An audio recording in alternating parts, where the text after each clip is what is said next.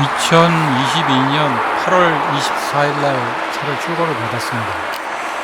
그리고 25일 날 이제 영업 딜러한테 이제 썬팅하고 이제 뒤에 블랙박스 뭐 이런 것들을 설치해주고 25일 정확히 이제 인수를 받았는데, 그 위에는 뭐 차 안을 이렇게 살펴볼 겨를이 없어서 지금 한 1000km 좀 넘게 운행을 했는데 차 안을 이렇게 살펴보고 있습니다.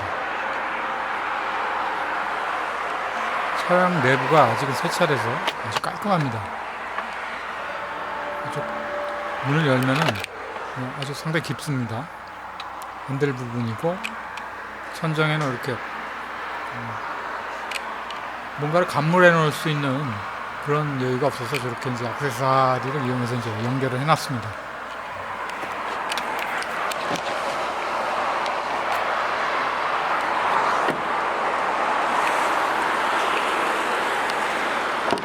뒤에 트렁크를 열면은 공간이 제법 됩니다. 공간이 제법 되고, 이렇게 덮개를 열면은 그만큼의 공간이 꽤 됩니다. 그 깊이가 이렇게 캠핑 도구 같은 것들을 넣어놓을 정도만큼의 여유가 되기 때문에 잘 최적화해서 캠핑 용도로 이제 이 차를 사용할 때도 크게 모자람은 없을 것 같습니다. 앞문을 열어서 이제 운전석 쪽을 이렇게 보는 겁니다. 차가 아직 깨끗하죠? 새 차니까.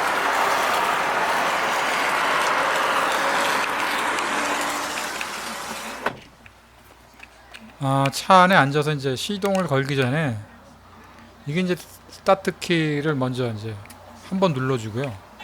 모든 점검이 끝나면 이제 이렇게 전원이 꺼지죠? 꺼지고 나서 이제 다시 저렇게 경고등이 들어오면은 브레이크를 밟아주고 그때서 이제 시동을 걸어주는 게 제일 좋은 방법인 것 같습니다. 이렇게 시동이 걸리고 나서도 RPM이 이제 1000rpm 이상이 넘어갈 경우에는 1000rpm이 떨어질 때까지 좀 기다려주는 게 또한 좋은 방법이죠. 차량 주행 테스트를 위해서 한번 3번 국도 쪽으로 나와봤습니다. 이쪽이 강주 방향 쪽으로 들어가는 길인데요.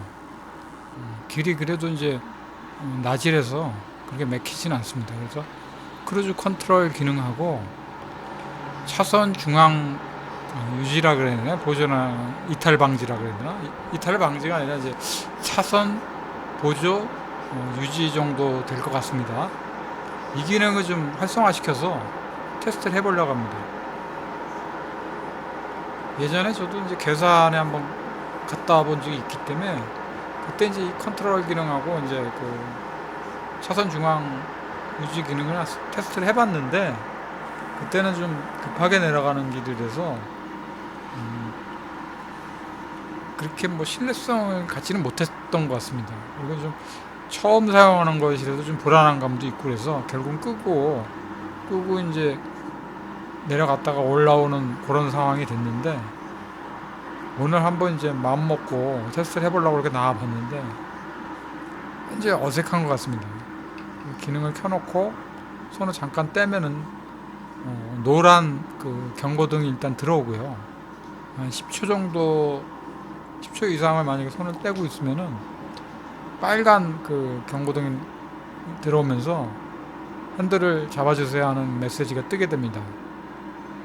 뭐 그 이전에 저는 이제 불안하기 때문에 이제 손을 계속 이제 핸들에서 놓지 못하고 다시 잡는 경우가 생기기 때문에 이걸 어느 정도까지 신뢰할 수 있을지는 판단하기 좀 힘든 부분인 것 같습니다.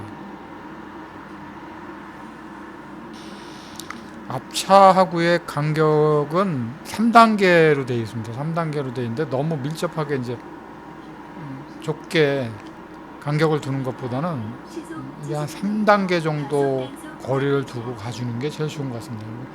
지금은 제가 안전을 위해서 시속 70km 내외로 속도를 세팅을 하고 지금 이제 악셀에서 발을 놓고 이제 운행을 하는 중입니다.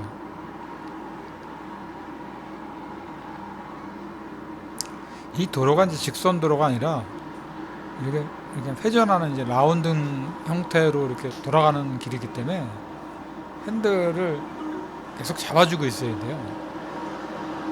이 중앙 차선 유지를 해준다고는 하는데 코너를 돌 때 약간의 불안 요소 같은 게 튕겨져 나가는 느낌이 좀 느끼기 때문에 이거를 불안한 경우는 그냥 손을 잡고 가는 게 제일 좋은 방법인 것 같습니다. 그리고 이거는 이 기능은 약간 테스트적인 시험적인 요소의 이제 장치이지 이거 완전히 안전을 운전자에게 보장해주는 그런 기능은 아닌 것 같습니다. 이건 뭐 자칫 하지만 뭐 크루즈 컨트롤 기능 같은 경우는 어느 정도 신뢰성이 있는 거는 맞습니다. 어느 정도.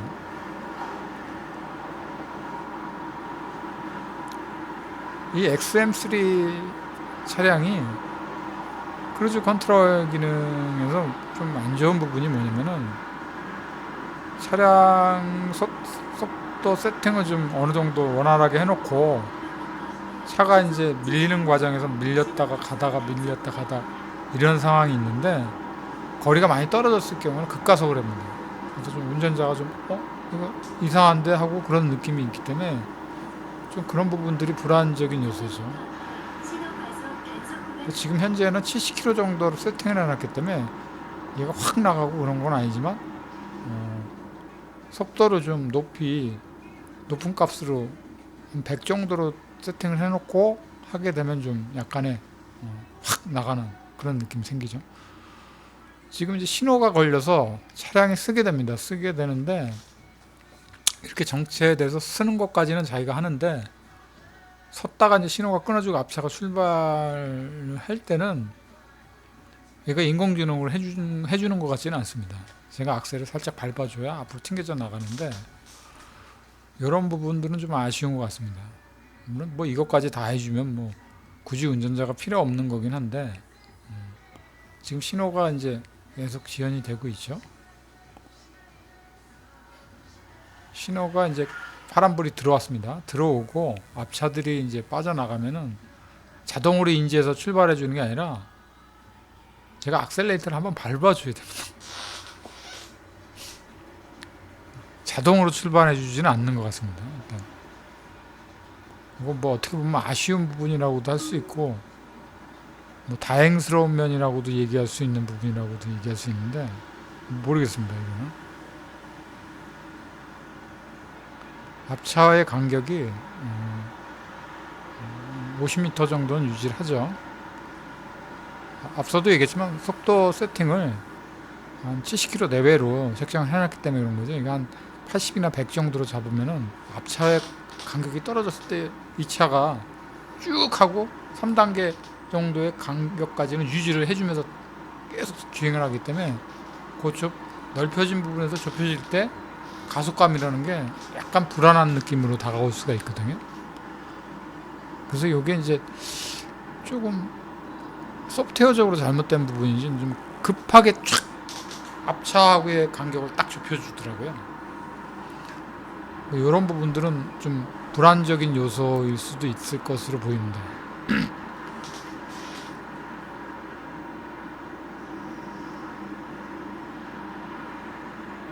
네, 오늘은 금요일인데도 불구하고 시간이 좀 이른 시간이라서 그런지 몰라도 그렇게 아직까지는 차가 막히질 않아서 이렇게 주행을 하는데 큰 문제는 없는 것 같습니다. 저는 저쪽쯤에 가서 이제 내려가다가 계속 갈 수 없으니까 다시 빠져서 올라오려고 합니다. 여기서도 약간 이제 그 차로 중앙 유지를 하면서 손을 살짝 한번 떼봤는데 여기까지 운전하면서 손을 떼본 시간이 제일 긴 시간입니다. 지금 이전에 이게 불안해서 계속 다시 잡고 그랬는데 노란불 들어오고 이제 좀 있으면 빨간불 또 들어올 겁니다. 10초 이상을 이 차도 버티질 못하죠. 빨간불이 들어왔군요. 이땐 잡아줘야 됩니다. 안전을 위해서 잡아줘야 이제 저 경고 메시지가 꺼지고 다시 이제 순차적으로 또 진행을 해줍니다. 운전이라는 게 안전이죠. 안전이기 때문에 뭐 이런 기능이 운전자를 위해서 편한 기능은 사실이지만 결론적으로 봤을 때는 이걸 너무 신뢰해서는 안 된다고 보는 게 정확한 판단일 것 같습니다. 크루즈 기능도 마찬가지입니다. 이 크루즈 기능도 이 차는 제법 좀 괜찮은 것 같은데 이 기능도 활성화를 시켜놓고 얘를 믿고 여기다가 알아서 운전해주겠거니 하는 그런 기대감은 안 하는 게 제일 좋을 것 같습니다. 결국은 운전은 이제 운전자가 하는 거고 잠깐 정 피곤해서 이제 크루즈 컨트롤 기능을 통해서 그 기능을 이제 활성화시키고 이제 활용해 보는 거죠.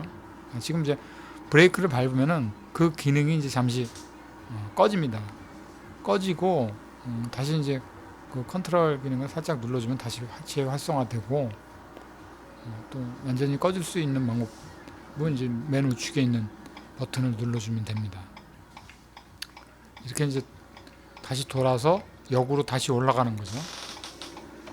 요즘 도로 사정이 너무들 활성화가 잘 돼서 이게 싹 빠져나가서 헤맬 필요가 없이 그냥 바로 나갈 수 있는 구조로 되어 있습니다. 직진할 뻔하다가 외전으로 다시 이제 살펴서 이제 다시 3번 국도로 나가는 겁니다. 저는 이제 집이 성남이니까 이제 성남 방향으로 이제 계속 질주해서 가야죠. 코너링 할 때도 차체가 높은 거에 비하면은 비교적 안정적입니다. 뭐 승용차처럼 안정적이지는 않지만 그래도 비교적 굉장히 안정적이라는 걸 알 수 있습니다. 이 차보다 좀 큰 차란들 보다는 코너링 자체가 비교를 했을 때 크게 나쁘진 않습니다.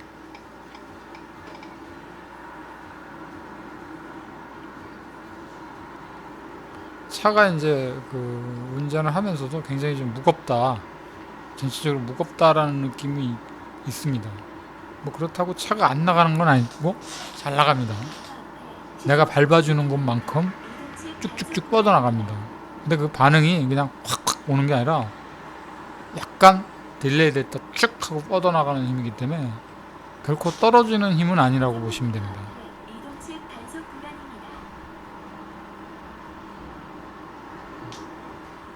차량으로서는 요급에서는 상당히 탁월한 차라고 볼 수 있는 거죠.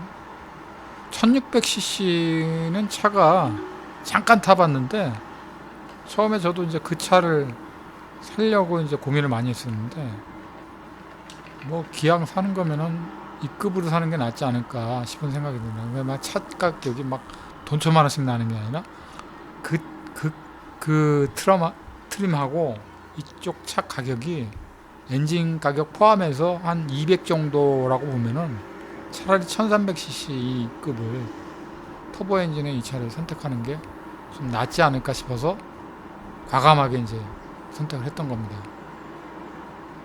1600cc를 이제 주행을 하게 돼도 나쁘지는 않을 것이라고 봤는데 그 차는 아무래도 이제 이 차보다는 굉장히 부드럽지 않을까. 한 번 제가 주행을 해봤기 때문에 딱히 이제 한 번에 이제 단원에서 얘기하기가 좀 힘든 부분이긴 합니다. 항상 이렇게 도로가 안 막히면 좋죠. 연비도 좋아지고 쭉쭉쭉 이렇게 뻗어나가는 길이라도 과속하기엔 참 힘듭니다. 왜냐면은 단속 카메라도 있을 뿐더러 운전이 어느 정도 이렇게 하다 보면은